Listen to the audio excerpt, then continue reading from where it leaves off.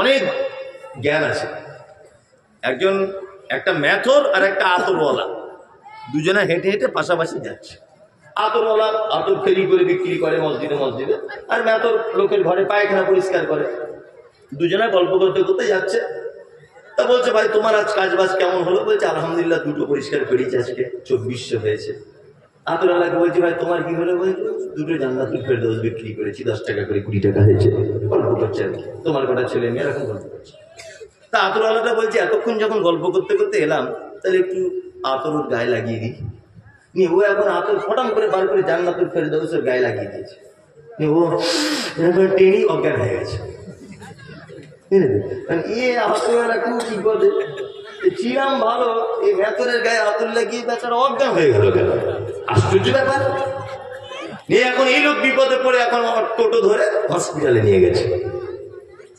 Doctor তো জ্ঞানী মানুষ, ডাক্তার বলছে, হয়েছে কি? আতরওয়ালা বলছে, ডাক্তারবাবু এই ঘটনা, লোকটা মেথরের কাজ করে, একসঙ্গে গল্প করতে করতে আসছিলাম, আমিও ব্যবসাদার, ও একটা অন্য কাজ করে, ওর হাতে একটু জান্নাতুল ফেরদৌস আতর লাগিয়ে দেওয়ার কারণে অজ্ঞান হয়ে গেছে। ডাক্তার তখন বলছে, আরে মশাই, আপনি এক বোকা লোক, ও জন্ম থেকে লোকের গু শুনে শুনে আসছে, আর আপনি আপনার আতর দিয়েছেন বলি অজ্ঞান হয়ে গেছে। একে যদি আপনি ভালো যদি করতে চান, পৃথিবীর কোনো মেডিসিনে ভালো হবে না। হসপিটালে ওই যে বাথরুমগুলো থেকে কাঁচা পায়খানা কোনো বাচ্চা ছেলের বা কারোর যদি থাকে, একটু ওর ডাস্টবিন থেকে তুলে এনে নাকে লাগিয়ে দেন, দেখবেন সুস্থ হয়ে যাবে। বললাম, বুঝলেন, আতরওয়ালা কাঁচা পায়খানা লাগিয়ে দিয়েছে, রুগী পুরো সুস্থ। তারপরে এক শ্রেণীর হুজুর, তারা বেদাত করতে করতে করতে করতে এমন একটা পর্যায়ে চলে গেছে যে মক্কাতে হজ করতে গিয়েছে, বেদাত খুঁজে পায় না বলে হোটেল ভাড়া করে দেখছি, বলছে, ইয়া নবী সালাম আলাইকা। মনে মনে বলছি, তুই এটা বাইরে কর, তোর পাছার চামড়া তুলে দিবে, বাইরে করে দেখ। এই দেখেছেন সোশ্যাল মিডিয়াতে? ও হজ করতে গিয়ে ওখানে বেদাত খুঁজে পাচ্ছে না, বেদাত খুঁজে পাচ্ছে না। বেদাত করে করে অভ্যাস তো, বিড়ি সিগারেট খায় যেমন নেশা, তো বেদাতের নেশা আছে। ওইখানে গিয়ে হোটেল ভাড়া করে গিয়ে আমি সালাম আলাইকুম। আল্লাহ তুমি জাতিকে হেফাজত করো। আমি ইয়াকা না'বুদু, ইবাদত কার জন্য? আল্লাহর জন্য। সাহায্য কার কাছে? আল্লাহর কাছে। আল্লাহ ছাড়া কারো কাছে সাহায্য চাওয়া শিরক। বললাম, বুঝলেন? শিরক। ইহদিনাস সিরাতাল মুস্তাকিম, আল্লাহ তোমাকে সহজ পথ দেখাও। সিরাতাল লাযিনা আন'আমতা আলাইহিম, এগুলো ব্যাখ্যা করতে পারছি না টাইম শর্ট বলে। সিরাতাল লাযিনা আন'আমতা আলাইহিম, আল্লাহ তুমি তাদের পথ দেখাও, তুমি যাদের উপরে পুরস্কারিত করেছো। গায়রিল মাগযুবি আলাইহিম ওয়ালাদ-দাল্লিন, আমিন। আল্লাহ ওদের পথ আমাদেরকে দেখো, যাদের উপরে তুমি রেগে আছো, যাদের উপরে তুমি অখুশি, যারা গুমরাহির পথে আছে, আল্লাহ তুমি তাদের পথ থেকে আমাদেরকে রেহাই করো। তারপরে সবাই কি বলি? আমিন বলি, বলি না? আমি এই আয়াতগুলোর ব্যাখ্যা করে বলতে পারলাম না, সময়ের খুব অভাব। তারপরে পরেও একটা সিগন্যাল দিয়ে রেখেছে অলরেডি, সেই দিকে মাথায় রাখতে হবে। চট করে আপনাদেরকে আমি আর একটা মাত্র কথা বলে দিয়ে বক্তব্য শেষ করে দেবো। এটা বিষয়বস্তুর বাইরে। আচ্ছা বলুন তো, পৃথিবীতে জান্নাত যাওয়া যায় কোন মানুষের সেবা যত্ন করে? এই মানুষ দুটির নাম কি? মার বাবা, তাই না? মার বাবা, এদের সেবা যত্ন করলে। তারপরে আর একটা শব্দ এসেছে, রব্বিল আলামিন। আচ্ছা বলুন তো, আল্লাহর নাম কটা? যার যেটা জানা আছে বলুন, আমি তো মারবো না আপনাকে। 99টা, তাই না? আচ্ছা এবার আপনাকে একটা কথা বলছি, 99টা নামের ভিতরে ইয়া আল্লাহ, ইয়া রহমান, ইয়া রহিম, ইয়া মালিক, ইয়া কুদ্দুস, ইয়া সালাম, ইয়া মুমিন, ইয়া মুহাইমিন, ইয়া আজিজ, ইয়া জব্বার, ইয়া ওয়াহাব, ইয়া কাফার, ইয়া গফফার, আছে না নাই?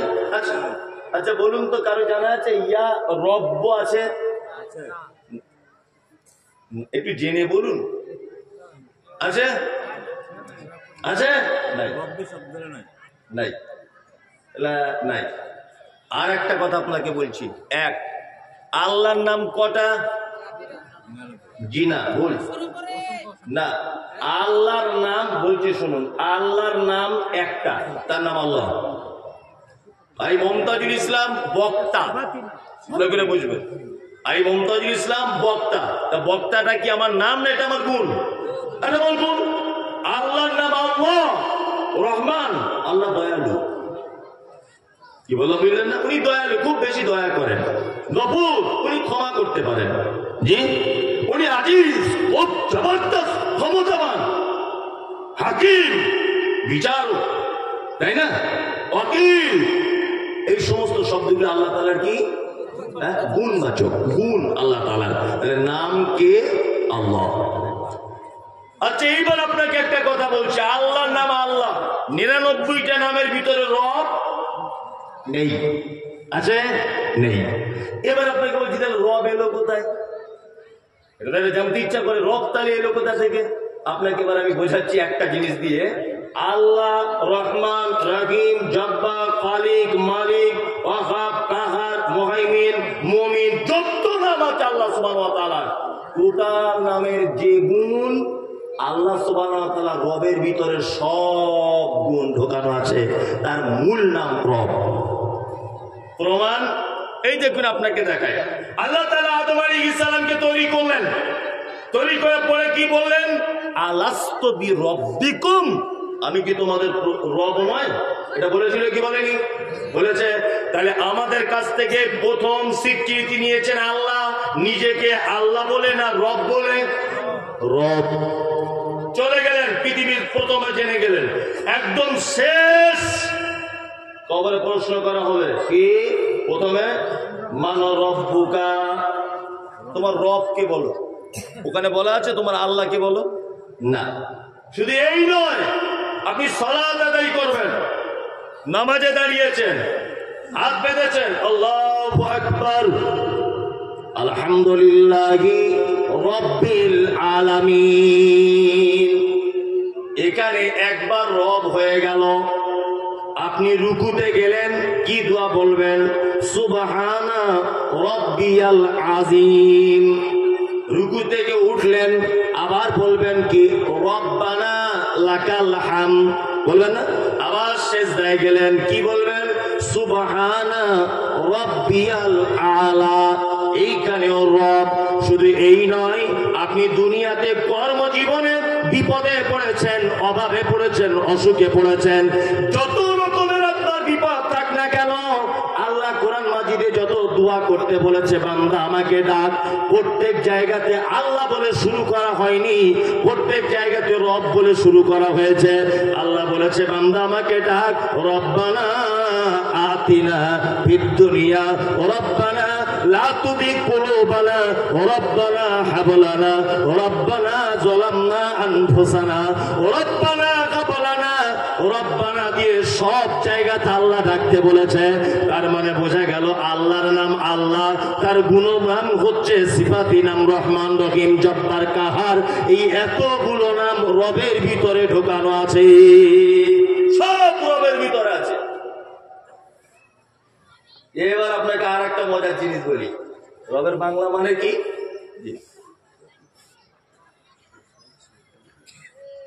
এখন তো 7:30 বাজে। ঠিক আছে, আচ্ছা, কি পারপাস ওটা? ও আচ্ছা, ঠিক আছে, এখনো দেরি আছে। ওটা ওটা আমি ঠিক, আমার টাইম 8:30 পর্যন্ত, তো আমি ঠিক জায়গাতে চলে আসবো, সব টেনশন নেই। শুধু বলে দিয়েছেন, এটা আলহামদুলিল্লাহ। হ্যাঁ, চুপচাপ থাকুন, আর আমাকে কেউ কিছু বলবেন না। হ্যাঁ, আমি ঠিক ঘড়ি দেখছি, আর ঠিক জায়গায় সব কাজ শুরু হয়ে যাবে। হ্যাঁ, যাই হোক, যে কথা বলছিলাম, তাহলে হলো কি রব। আর একটা মজার ব্যাপার আপনাকে বলি, রবের বাংলা মানে কি বলেন তো? জি, রবের বাংলা মানে পালন কর্তা। আর একটা রবের ভিতরের দিকে ঢুকে আমি আর একটা কথা বলে দিচ্ছি। রব মানে যাহার যেখানে যতটুকুন প্রয়োজন বিনা চাওয়াতে যিনি দেন, তিনি হচ্ছেন রব। যাহার যেখানে যতটুকুন প্রয়োজন বিনা চাওয়াতে যিনি দেন, তিনি কে? রব। আপনার বেটা হচ্ছে না, বেটা বেটি একটাও নেই, দিনরাত দোয়া করছেন, আল্লাহ আমায় একটা বেটা দাও, আমায় এখন আব্বা ডাক শুনতে পেলাম না। আপনার শাশুড়ি দোয়া করছে, আল্লাহ আমার মেয়ের মুখের দিকে একটু দেখো, সুন্দর একটা ছেলে দাও, একটা মেয়ে দাও। আপনার মা দোয়া করছে, আল্লাহ আমার বেটার জন্য একটা কিছু হয়, আমার বৌমা, সবাই দোয়া করছে, সবাই। ছেলেও হয়েছে। আচ্ছা, কেউ কোনোদিন দোয়া করতে করতে এই কথা বলে, আল্লাহ আমার যে ছেলেটা দেবে মাথার চুল যেন কালো হয়, হাতে যেন 5টা করে 10টা আঙুল থাকে, পেচ্ছাপ করবে সেই রাস্তাটা যেন থাকে, চোখে যেন পাওয়ার থাকে, এরকম কেউ দোয়া করে? পারে? আল্লাহ বলছে ওগুলো দোয়া চাওয়া লাগবে না পাগল, ওগুলো আমি এমনিতেই দিয়ে দেবো, তুই চাইবে না। তাও শুধু তাই না, আমার নাম নাইজেরিয়ান, দেখেছেন নাইজেরিয়ানদের লোকগুলো একদম কালো কুচকুচ কুচকুচ কুচকুচ করছে, ঠোঁটগুলো মাটির দিকে ঝোলা, চুলগুলো পাখির বাসার মতো। আপনার বেটা যদি এরকম দেখতে হয়, কোনো মেয়ে বিয়ে করতে চাইবে? কেউ চাইবে না। আল্লাহ বলছে তুই চাসনি, তারপরেও এটা আমার জ্ঞান আছে যে মুর্শিদাবাদ জেলায় তোর বাড়ি, এখানকার ছেলে মেয়েদের যেমন দেখতে, যেমন গায়ের রং, ঠিক তোর বেটাকেও তেমন করে বানিয়েছি। নেপালে দেখেছেন নাকগুলো হয় রাখা, তার ভোতরা না কি বলছে এরকম না সারা। আপনার বেটি যদি এরকম না খায়, তা কেউ কোনোদিন বিয়ের জন্য ভালো ছেলে পছন্দ করতে চাইবে? সমাজে চাইবে না। আল্লাহ বলছে আমার নাম রব। যাদেরকে নেপালে বানিয়েছি তাদের সব নাক এরকম, পশ্চিমবাংলায় যাদের বানিয়েছি তাদের সব সোজা, যাদের বিয়ে করতে সুবিধা হয়। কি বললাম বুঝলেন না? এর নাম কি? রব। দার্জিলিং এ কেউ গেছেন? দার্জিলিং হাত তুলুন, একজন হাত তুলুন। দার্জিলিং, আরে প্রচুর লোক তো জানি। আপনি এমনি যান, আপনি এমনিতে গেছেন, আর আমি মমতাজুল ইসলাম ওখান থেকে গিয়ে মোটামুটি 1 ঘন্টার বক্তব্য রেডি করে নিয়ে এসেছি। আপনি এমনি গেছেন, আর আমি 1 ঘন্টার বক্তব্য রেডি করে নিয়ে এসেছি শুধু দার্জিলিং এ গিয়ে। আপনাকে রব দেখাচ্ছি, দেখুন দার্জিলিং থেকে। ওখানে গিয়ে রাস্তায় যে কুকুরগুলো ঘুরছে দেখলাম, আল্লাহর কসম তাদের গায়ের লোমগুলো দেখবেন এত বড় বড়। এই দেখেছেন কেউ? দেখেছেন? এত বড় বড়, ঠিক এত বড় বড় গায়ের লোম। আর মুর্শিদাবাদের কুকুরগুলো এইটুকু। কেন বলুন তো? এর নাম রব। আল্লাহ জানে যে মুর্শিদাবাদে বরফ পড়ে না, খুব মারাত্মক গরমও পড়ে না, এই জন্য এদের মিডিয়াম দিলে চলবে। কিন্তু দার্জিলিং এ কি বরফ পড়ে শীতের দিনে, মালিক বাড়িতে আরাম করে ঘুমাবে।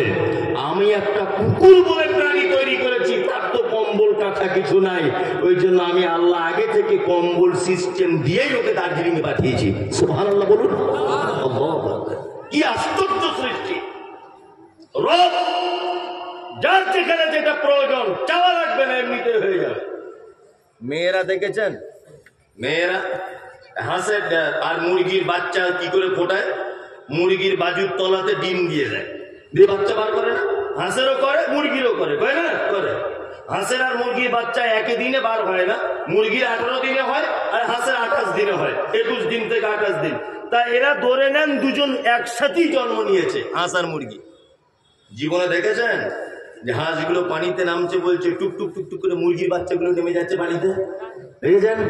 দেখেননি? কে শেখালো? কে? আল্লাহ।